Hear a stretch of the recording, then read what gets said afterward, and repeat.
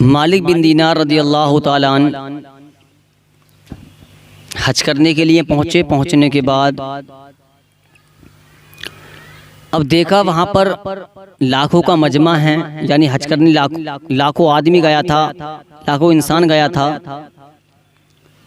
مالک بن دینار کہنے لگے یا اللہ، جتنے لوگ حج کرنے کے لیے آئے ہیں سب کا حج قبول ہو گیا یا کوئی رہ بھی گیا ہے؟ تو مالک بن دینار فرماتے ہیں مجھے خواب آیا، آنے کے بعد مجھے خواب میں بتایا گیا ایک ہے جس کا ہم نے حج قبول نہیں کیا ہے، جس کا نام محمد بن ہارون بلخی ہے، جس نے 24واں حج کیا ہے۔ اللہ اکبر۔ اب بلخ کے لوگ جہاں رہتے تھے اپنے روموں پر، وہاں پہنچنے کے بعد مالک بن دینار رضی اللہ تعالیٰ عنہ نے ان لوگوں سے کہا محمد بن ہارون بلخی کہاں ہیں؟ تو کہا صاحب بڑا نیک بندہ ہے، اللہ کی راہ میں بڑی خیرات کرتا ہے، غریبوں کی بہت مدد کرتا ہے، وہ 24واں تو حج کرنے کے لیے آیا حضور۔ تو مالک بن دینار سوچنے لگے یا اللہ، خواب آئی ہے کہ جو اس نے 24واں حج کیا ہے تو نے اپنی بارگاہ میں قبول نہیں کیا، یہ تو تعریف ہی کر رہے ہیں۔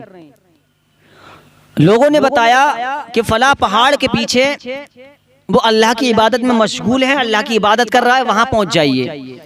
مالک بن دینار پہنچے پیارے مسلمانوں پہاڑ کے پیچھے، تو دیکھتے کیا ہیں محمد بن ہارون بلخی اللہ کی عبادت میں مشغول ہیں۔ آپ ٹھہر گئے، رک گئے۔ جیسے ہی محمد بن ہارون بلخی نے سلام پھیرا، آپ نے سلام عرض کیا السلام علیکم، انہوں نے جواب دیا وعلیکم السلام ورحمۃ اللہ۔ اللہ الصمد، آپ نے کہا کیسے آنا ہوا؟ کہا میں ایسے آیا ہوں۔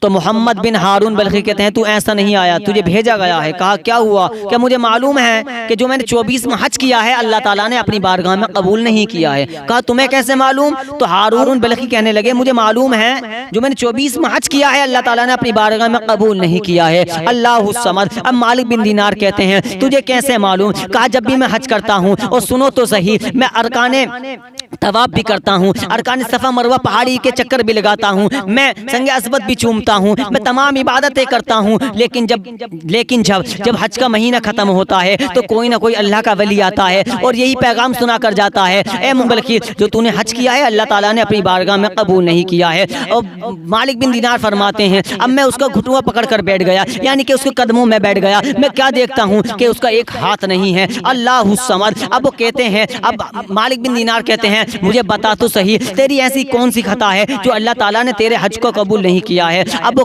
منع کر دیتا ہے۔ اب محمد بن ہارون بلخی کہتے ہیں مجھ سے نہ پوچھ، اگر میں بتاؤں گا تو تو بھی مجھ سے ناراض ہو جائے گا۔ کہا نہیں ہوں گا۔ جب میں نے اصرار کیا تو اس نے کہا لے سننا چاہتا ہے؟ کہا ہاں میں سننا چاہتا ہوں۔ کہ لے سن، رمضان شریف کا مہینہ تھا، میری ماں عصر کے بعد تندور میں روٹیاں لگا رہی تھی، میں نشے کی حالت میں تھا۔ اب میں گھر میں آیا اور گھر میں آنے کے بعد میں نے اپنی ماں سے کہا ماں مجھے کھانا لگا دے، ماں مجھے کھانا دے دے۔ تو میری ماں نے کہا تھا خود تو روزہ رکھتا نہیں ہے اور روزے داروں کو بھی پریشان کرتا ہے۔ پھر میں نے اپنی ماں کے ایک تھپڑ لگایا، اب جیسے تھپڑ مارا ہے اور تھپڑ جیسے ہی مارا میری ماں تندور میں جا کر گری ہے۔ اب میری ماں جیسے تندور میں جا کر گری میری ماں جل گئی، اور جلنے کے بعد میں لوگوں نے مجھے ایک کمرے میں بند کر دیا۔ میں شور کی آواز سنتا رہا لیکن مجھے معلوم نہیں کیا ہو رہا ہے۔ پھر میری آنکھ جب کھلی، جب میری بیوی الماری میں سے کپڑے نکال رہی تھی، میں نے اپنی بیوی سے کہا کہاں جا رہی ہو؟ کہا مجھے ماں کے قاتل کے ساتھ نہیں رہنا ہے۔ کہا ماں کا قتل ہو گیا ہے؟ کہا ماں کا انتقال ہو گیا ہے۔ کہا بیوی سے کہا کہ ماں کہاں ہے؟ کہا ماں دفن کر دی گئی ہے،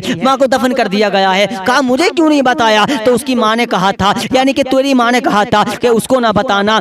اللہ الصمد۔ اللہ اکبر۔ اتنا کہا کہنے کے بعد میں اللہ اکبر۔ اب مالک بن دینار نے بھی ایک ریپٹ لگایا اور ایک تھپڑ لگایا۔ اب مالک بن دینار نے تھپڑ لگانے کے بعد کہا تیری سزا یہی ہے کہ اللہ تعالیٰ تجھے معاف نہ کرے، تو نے خطائی اتنی بڑی کر دی ہے۔ اب وہاں سے چل دیے ہیں۔ اب یہ روتا پیٹتا رہا لیکن مالک بن دینار نے کچھ نہ کہا۔ اور کہنے کے بعد میں جب آپ نے کچھ نہ کہا اس کو روتا ہوا چھوڑ آئے۔ اللہ الصمد۔ اب مالک بن دینار فرماتے ہیں جب میں اپنے گھر آیا اور جب میں رات کو سویا تو مجھے مصطفیٰ کریم کا دیدار ہوا، تو میرے مصطفیٰ نے ارشاد فرمایا اے مالک بن دینار تو اللہ کی رحمت سے محمد بن ہارون بلخی کو مایوس کرایا، ارے اللہ تعالیٰ کی رحمت پر بھروسہ کر اور اسے دلاسا دلا کے آتا کہ اللہ تعالیٰ تجھے معاف کر دے گا، بلکہ تجھے یہ بتانے کے بدلے میں تو نے اس کو مایوس کر دیا ہے، اللہ تعالیٰ کی رحمت سے مایوس کر دیا ہے۔ اللہ الصمد۔ پھر یا رسول اللہ اس کو معافی کیسے ملے گی؟ تو پھر میرے مصطفیٰ نے خواب میں بتایا اس کی ماں سے ہی اس کو معافی ملے گی۔ اللہ اکبر۔ کہا کیسے معافی ملے گی؟ کہا ایسے معافی ملے گی کہ اللہ تعالیٰ ارشاد فرمائے گا اے بچے کی ماں ہم تیرے بچے کو جہنم میں ڈال رہے ہیں، بتا تیری کیا فریاد ہے؟ تو پھر اس کی ماں کہے گی